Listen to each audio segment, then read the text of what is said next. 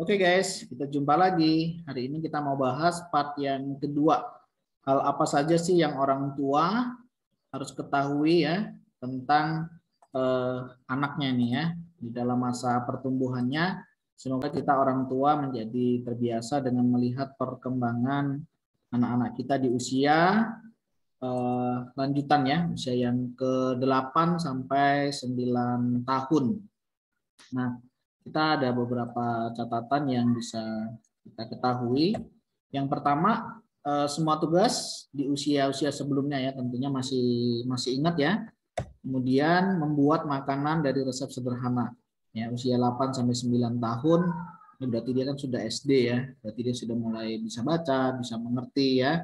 Ini sangat membantu ketika orang tuanya bisa melibatkan mereka di dapur misalnya. Yang ketiga bisa mencuci sapu tangan ya atau kaos kaki yang dipakai untuk sekolahnya. Ini pastikan bahwa mereka sudah bisa.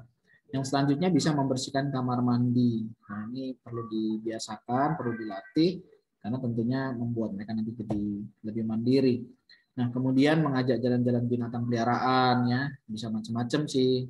Ada anjing, ada apa lagi ya yang biasa kita punya di rumah dan itu bisa dibuat perkenalan anak-anak kita. Nah, beberapa hal itu yang harus ada di usia 8 sampai 9 tahun. Selanjutnya di usia 10 sampai 12 tahun, apa yang harus anak-anak bisa lakukan ya. Paling tidak tugas yang sama ya, usia-usia sebelumnya itu bisa tetap dilakukan. Jadi tidak berhenti ya, usia segini berhenti, ini tidak dilakukan lagi tidak, tapi ini tetap dilakukan.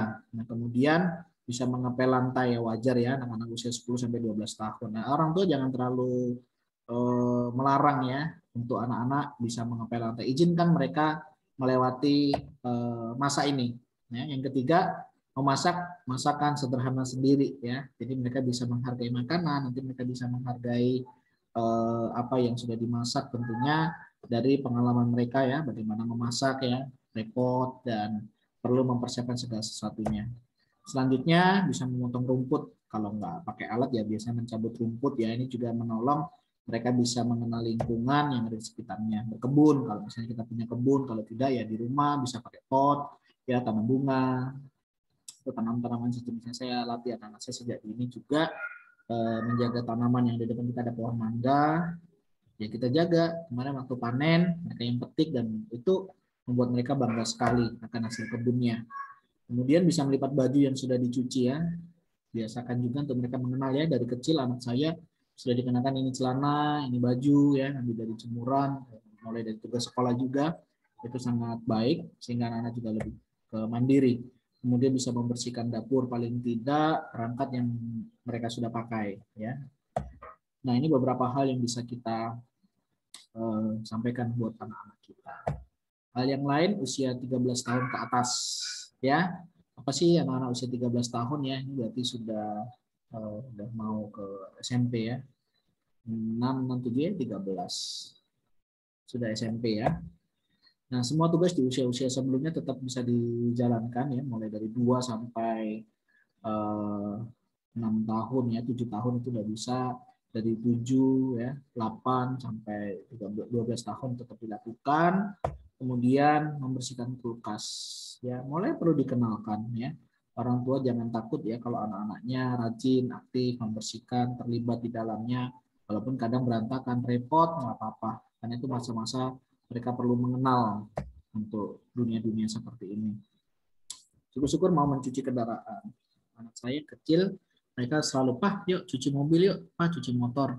Ini sangat bagus ya pembiasaan, selain kita bisa berkomunikasi, kita juga bisa bermain bersama. Nanti waktunya diatur aja, supaya tidak tiap hari ya. Kalau anak-anak biasanya tiap hari pengennya, karena pengennya main airnya. Tapi ya kita orang tua bisa menikmati kebersamaannya. Selanjutnya memasak masakan ya, atau kue sesuai resep. Bagi anak, saya masih kecil, saya juga ada biasakan dia suka bikin bubur, bikin yogurt, kemudian bikin nutrijel, agar-agar ya.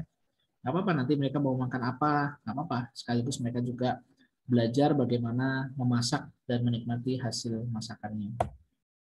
Nah, kemudian mengawasi tugas-tugas saudara yang lebih muda. Nah, jadi kalau ada nanti mereka bisa berbagi ya, melihat tugasnya sehingga bisa saling membantu, menguatkan satu dengan yang lainnya dalam menghadapi tugas-tugas yang harus mereka kerjakan ya. Syukur-syukur bisa saling membantu nih, belajar juga tentang kepemimpinan, mereka belajar tentang peduli, dan ini sangat baik sekali. Yang lain, memperbaiki kerusakan sederhana. Ya apa aja yang rusak kasih aja ya. Paling nggak bisa bongkar lah, walaupun mereka nggak bisa pasang, nggak apa-apa. Itu saat kita bisa memberikan kepercayaan kepada mereka bahwa mereka dilibatkan. Anak-anak kan biasa ya, suka mereka dilibatkan, sehingga mereka boleh menjadi anak-anak yang berani mencoba ya sesuatu yang positif, tentunya bukan hal yang negatif. Nggak apa-apa, izinkan mereka memperbaiki kerusakan sederhana ya, entah itu alat mainnya, segala sesuatu yang mereka bisa mengenal, dan juga belajar untuk menghargai apa yang mereka punya. Mengecat dinding, nah biasanya mereka usia-usia 13 memang nggak terlalu suka, tapi kalau anak-anak dia pasti suka. Beberapa waktu yang lalu kita ngecat gitu ya, anak-anak suka banget. Dan walaupun belepotan nggak apa-apa, nanti kita yang rapikan, tapi paling nggak mereka sudah mengenal lingkungan dengan lebih baik. Hal yang lain bisa menyetrika ya, mau nggak mau ini harus kita ajarkan, karena tidak selamanya mereka akan bersama dengan kita. Atau kalau kita orang punya, orang berada, nggak selamanya juga sih kita bisa sewa pembantu atau bayar pembantu, walaupun sekarang ada laundry ya, itu lebih praktis dan tentunya itu lebih mudah kita bagi orang tua. Tapi kita sedang tidak mempersiapkan anak kita untuk menghadapi kemandirian dalam kehidupan mereka. Selanjutnya, menjaga saudara yang lebih muda. Ini menarik saudara ya. Kenapa ini perlu diajarkan? Karena mengajarkan bagaimana mereka punya tanggung jawab.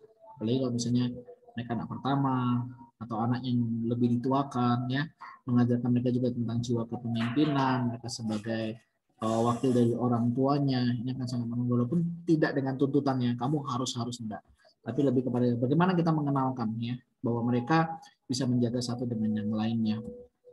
Nah, itu beberapa hal yang bisa saya sampaikan. Ada satu firman Tuhan di dalam Lukas pasal yang kedua ayat 52. Dan Yesus makin bertambah besar dan bertambah hikmatnya dan besarnya, dan makin dikasihi oleh Allah dan manusia. Nah, ini mau mengingatkan kita tentang satu firman Tuhan, bagaimana Yesus itu mengalami pertumbuhan. Ya, pertumbuhannya dikatakan di sini dia bertambah besar. Ya, orang yang bertumbuh atau orang yang sehat dia akan bertambah besar, bukan hanya bertambah usia, tetapi juga fisiknya tentunya akan bertambah besar. Ya, tidak mungkin kan kita anak-anak terus, tapi akan terus bertumbuh, tambah usia ya, mulai jalan dan mulai berlari, bahkan bisa beraktivitas yang lainnya. Jadi satu hal yang kita harus pastikan, anak-anak kita sehat, mereka bertambah ya, bertambah besar. Ada pertumbuhan secara jasmani sehingga anak kita menjadi anak yang sehat dan juga kuat tentunya. Sebagaimana kita orang Indonesia ada 4 sehat, 5 sempurna ya. Itu bisa dicukupkan. Yang kemudian yang kedua itu bertambah hikmatnya ya. Jadi Yesus itu bertambah hikmatnya dikatakannya. Nah, kita sebagai anak-anak juga harus memastikan anak kita secara pengetahuan ya, secara ilmu, kedisiplinan ilmu, anak kita juga harus memiliki pertumbuhan ya. Selain tubuh fisiknya, ilmu pengetahuannya juga harus bertumbuh atau bertambah. Kenapa saudara? Karena seiring dengan usia ya, ya anak kecil dengan anak yang sudah sekolah pasti akan berbeda.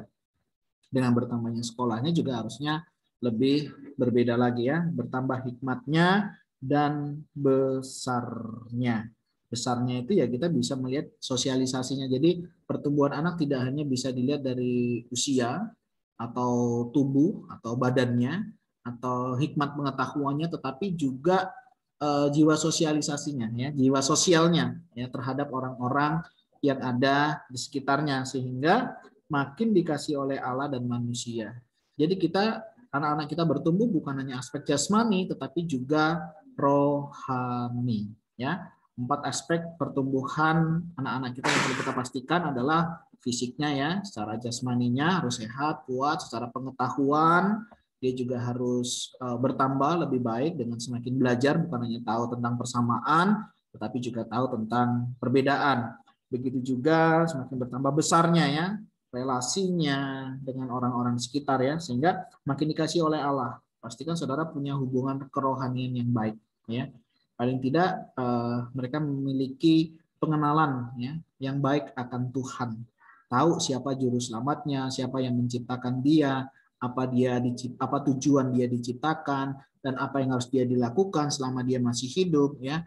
Karena hidup bagiku adalah Kristus dan mati adalah keuntungan. Paling tidak anak-anak kita sudah tahu hal ini sehingga mereka tahu bagaimana mereka menjalani kehidupan mereka, dan juga dikasihi oleh manusia. Bagaimana kita membangun relasi kepada orang-orang yang ada di sekitar kita ya. Tentunya tidak hidup dalam kesombongan. Aku udah cukup hal yang rohani, tidak. Tapi kita juga harus menjalin hubungan dengan sesama ya. Orang yang bertumbuh secara dewasa, emosinya, jiwanya, pengetahuannya itu tidak membuat dirinya semakin angkuh atau sombong, tapi menjadikan dia semakin rendah hati karena dia tahu siapa dia dan siapa Allah yang menciptakan dia. Nah, kiranya hal-hal ini bisa dipahami, diketahui oleh orang tua, dan pastikan anak kita bertumbuh dengan baik. Terima kasih, Tuhan Yesus memberkati.